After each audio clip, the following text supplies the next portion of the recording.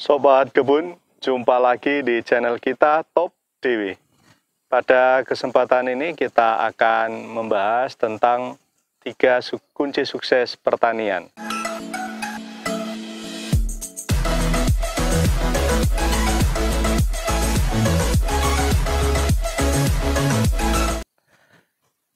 Jadi sobat, bagi yang baru datang di channel ini, kita informasikan bahwa channel Top Dewi ini berisi tentang pertanian organik milenial.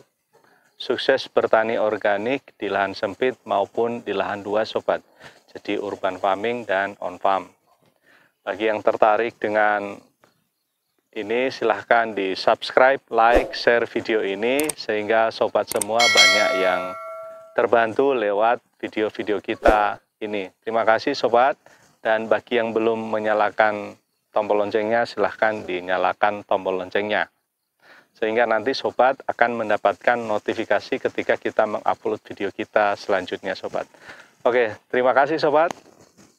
Bagi subscriber Top Dewi kita ucapkan terima kasih ya, selamat mengikuti video kita. Dan bagi yang baru datang, salam jumpa. Semoga kita bisa saling support dalam pengembangan pertanian organik kita, sobat. Oke, kita lanjut ya, sobat. Seperti saya sudah sampaikan dari awal tadi, bahwa pada kesempatan ini kita akan membahas tentang 3 kunci sukses pertanian. Baru-baru ini, sobat, kita banyak mendengarkan, banyak melihat juga berita-berita ya, entah di media sosial ya atau dimanapun ya, maupun tetangga kita yang memberitakan bahwa pertanian kita sekarang itu banyak gagal panen, pertanian kita tidak menguntungkan, pertanian kita itu tidak menarik lagi bagi generasi muda misalnya. Ini berbagai problem yang terjadi dalam pertanian kita, dan tentu banyak hal lain lagi problem dalam pertanian kita yang membuat pertanian ini semakin tidak menarik bagi banyak orang. Nah, misalnya juga dalam pertanian itu banyak hama penyakit yang menyerang ya, kerusakan ekosistem yang sangat kritis ya sobat ya. Nah, pada kesempatan ini mudah-mudahan kita berharap lewat video kita kali ini bisa menjadi solusi, menjadi kunci nanti kalau ini dipegang 3 kunci ini dalam pertanian itu akan sukses. Jadi pertanian kita itu menjadi hal yang menguntungkan, hal yang menyehatkan, hal yang menarik, hal yang berkelanjutan sobat. Oke, ikuti terus video kita ya sobat ya. Oke, 3 kunci sukses pertanian. Kunci yang pertama sobat adalah olahan lahan, jadi pengolahan lahan. Kenapa ini menjadi kunci sobat? Lahan yang salah diolah itu bisa mengakibatkan juga kegagalan dalam pertanian kita, kerusakan maupun juga gagal panen sobat. Jadi lahan itu perlu diolah secara maksimal. Kenapa? Karena di lahan itu kita harus memperhatikan 3 hal, entah itu biologi tanahnya, fisika tanahnya maupun kimia tanahnya. Dan ini semua sangat berpengaruh dalam hal produktivitas pertanian kita, termasuk juga dalam hal pencegahan hama penyakit, lingkungan yang aman, yang sehat bagi tanaman kita. Jadi lahan yang sungguh-sungguh sehat, yang sungguh-sungguh diolah secara maksimal, itu menjadi garansi juga untuk sukses dalam pertanian.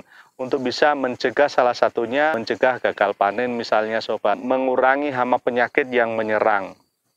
Jadi kunci yang pertama adalah bagaimana kita mengolah lahan secara maksimal. Mungkin sobat semua punya pengalaman ya dalam pengolahan lahan, maka kalau ada komen silahkan diisi di kolom komentar. Kalau mau berbagi pengalaman bagaimana mengolah lahan secara maksimal, dan itu menentukan kesuksesan juga dalam pertanian kita sobat. Oke, kita lanjut ya sobat, ikuti terus video kita ya. Oke, selanjutnya poin yang kedua atau kunci yang kedua sobat adalah bagaimana kita memilih benih atau bibit. Jadi apa yang kita lakukan dalam hal bibit ini atau benih ini adalah kita harus memilih, pertama kita harus memilih mengetahui bibit yang unggul sobat. Jadi bibit yang kecil, benih yang kecil ini akan menjadi besar, akan berproduksi di lahan kita dan akan kita panen di kemudian hari.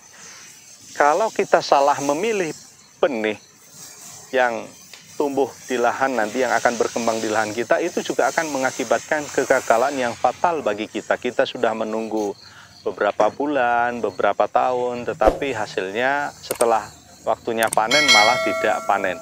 Nah, ini sangat ditentukan oleh kualitas benihnya, sobat. Bagaimana kita memilih benih, mengetahui benih yang berkualitas? Ya, pertama kita harus kembali kepada benih-benih lokal kita, sobat. Setiap lokal itu, setiap daerah itu mempunyai benih-benih unggul yang sudah teruji berproduktivitas tinggi di daerahnya. Maka dalam daerah-daerah tertentu ada istilahnya namanya bibit unggul, sobat. Bibit unggul lokal. Itu bibit-bibit yang menggaransi bahwa kita akan sukses dengan menanam bibit unggul ini. Ini salah satu garansi kunci yang kedua kita sukses dalam pertanian. Ya, ini sobat, jadi nanti bagaimana memilih benih, ya benih seperti apa yang kita pilih, karena setiap benih itu memiliki adaptif yang berbeda, memiliki kualitas yang berbeda, dan tentu juga produktivitas yang berbeda, lalu juga ketahanannya terhadap hama penyakit, cuaca ekstrim yang terjadi atau kerusakan alam yang terjadi di lahan kita. Jadi poin yang kedua ini adalah bagaimana kita memilih benih yang unggul berkualitas. Sehingga ini juga poin yang kedua ini menjadi salah satu garansi untuk kita sukses dalam pertanian. Misalnya sobat semua punya pengalaman di daerah-daerah tertentu atau di daerah kita itu bibitnya sangat bagus, berproduktivitas tinggi, bisa mencegah hama penyakit, ya. Minimal misalnya ada hama yang menyerang tapi dia bisa melindungi dirinya sendiri. Itu ada bibit yang unggul seperti itu. Tapi belum tentu bibit yang unggul di tempat kita, di daerah yang berbeda, dengan indikasi geografis yang berbeda, itu sama hasilnya, sobat. Jadi setiap benih itu nanti punya karakteristik yang berbeda sesuai dengan daerahnya, entah suhu tanahnya, entah biologi tanahnya, entah fisika tanahnya. Jadi dalam hal ini, sobat, kita harus bijak dalam memilih benih yang benar-benar berkualitas yang cocok dengan daerah kita. Jadi sobat semua, kalau misalnya mau bertanam, jangan terlalu mengambil banyak risiko untuk nyoba-nyoba menanam benih dengan kuantitas yang besar. Kalau mau nyoba-nyoba, mulai dari yang kecil dulu. Yang besar ya yang sudah teruji di sana. Tentu sobat semua punya pengalaman dalam hal tanam-menanam dengan benih yang berbeda, sobat, ya. Silahkan diisi di kolom komentar. Membantu nggak? Benar-benar bibit itu membantu kesuksesan kita dalam pertanian nggak?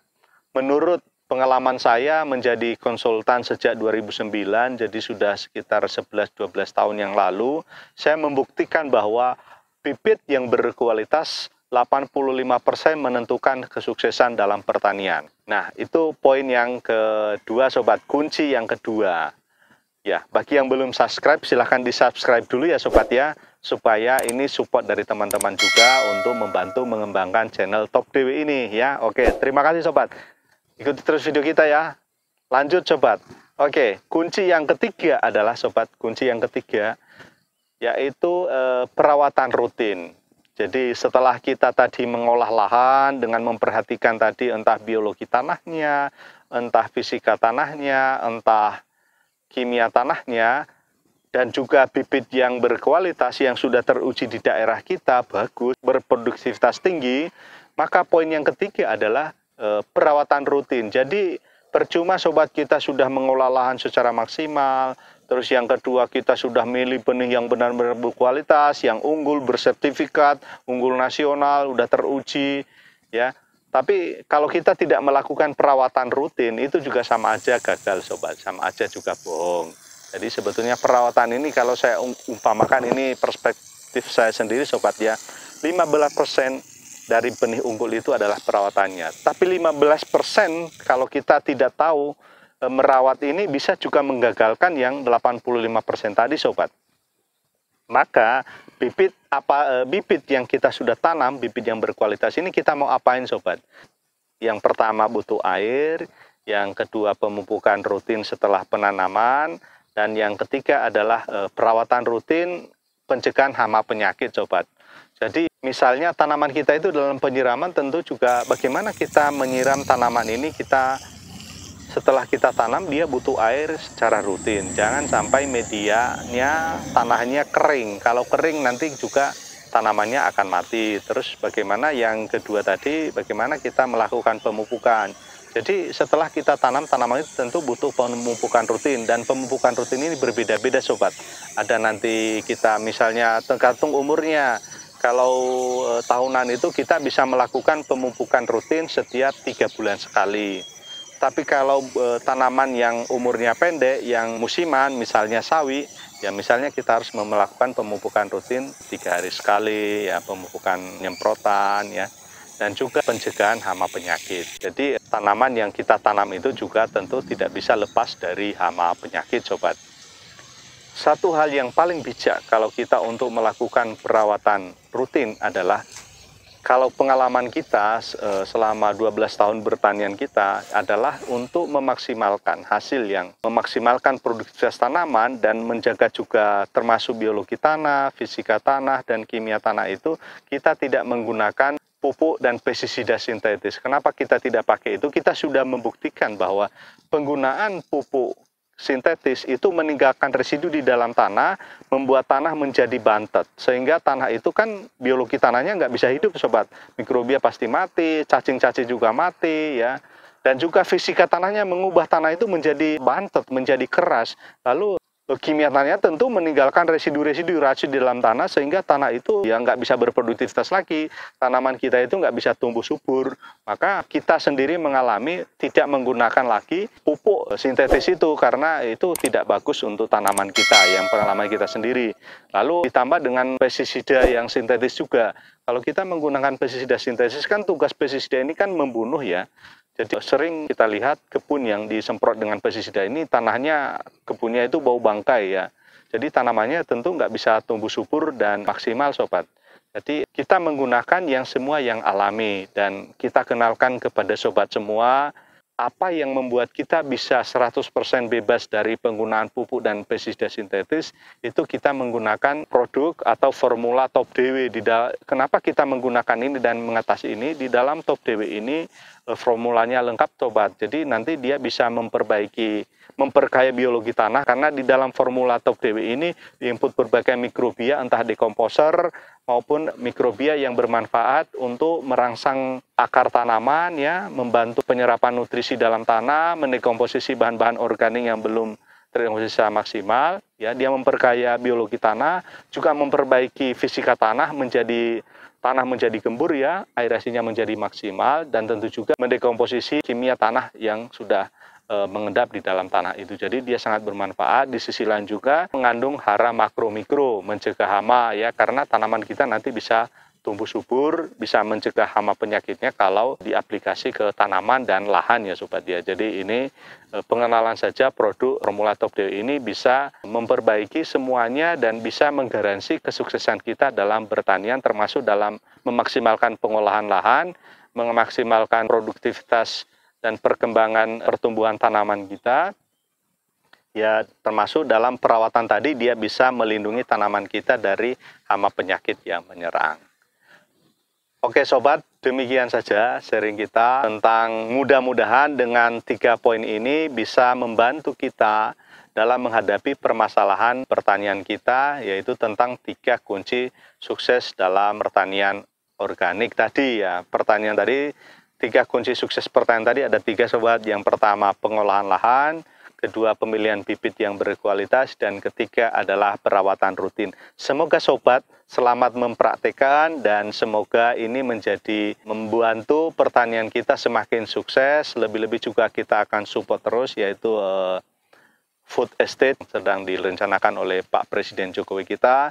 Semoga food estate yang dikembangkan ini sungguh-sungguh berkelanjutan dan terlebih juga ramah lingkungan sobat. Oke, terima kasih sobat. Sampai ketemu lagi di waktu-waktu selanjutnya. Top DW.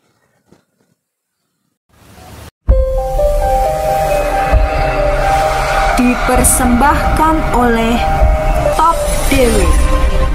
Teknologi pangan organik, pupuk dan hormon.